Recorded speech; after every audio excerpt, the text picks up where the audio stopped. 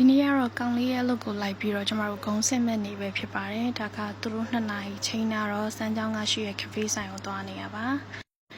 အမှန်တကယ်ကတော့သူစာရွက်စာရဲ run မယ်ဆိုရင်ကိုရီ package ရှင်းအောင်ဆိုပြီးတော့လိုက်သွားတာဒါပေမဲ့ဟိုမှာထွေထွေထူးထူးမရှိတော့ကိုရီးယားအထက်ရဝိုင်းမှာ2ယောက်တည်း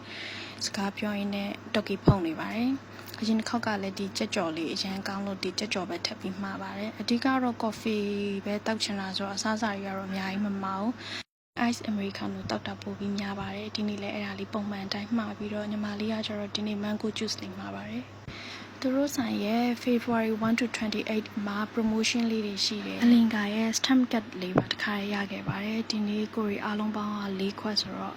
အမှန်တကယ်တော့ဒီအလင်ကာ cafe ရဲ့ဒီအပြင်ပိုင်း location ပုံလေးတွေကို decoration ပုံလေးတွေကိုရိုက်ချင်တာဒါပေမဲ့ဒီနေ့ကအလုပ်ရှိနေရောကိုရီရဲ့စားတောက်ပုံလေးပဲရှိပါတယ်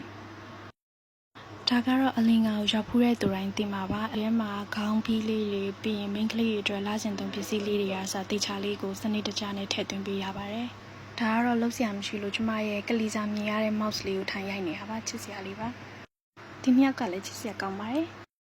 ဒီမြောက်ကုန်းပြန်ပါပြီဒီနေ့တောင်တကုန်းမှာအနည်းရဲ့ကား workshop ကိုလို့တွားကြည့်ရပါမယ်ဒါကကြတော့ညနေခင်းမြင်ကွင်းလေးပါရှင်တောင်တကုန်းရောက်တော့ညီမတို့ရဲ့81ဈေးနာကဒီအနီရဲ့ကီမာကိုရန်ထိုက်ပါတယ်သူကလေဈေးတန်တယ်လို့ခံစားရတယ်မြောက်တကုန်းမှာဆိုဒီ site တွေဆိုနည်းနည်းလေး1500လောက်ရှိမလားမသိဘူးသူရှင်မှာ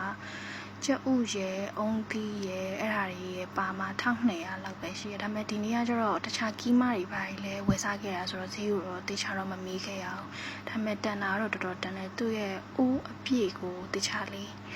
လောက်ပေးရကိုရင်နဲ့ကတိနေရဆိုတော့အုံးသီးဆိုမြပို့ထည့်ပေးပါတယ်ဒါပေမဲ့အုံးသီးမကြိုက်ပါဒါကတော့စောင်းရင်မတိုက်ခင်ရဲ့သခီးလုံးလုံးအိမ်မပြန်ခင်သွားနှုတ်ဆက်တာပါသူကအခြေပါလုံးဝပြန်မထူပါဘူးရှင်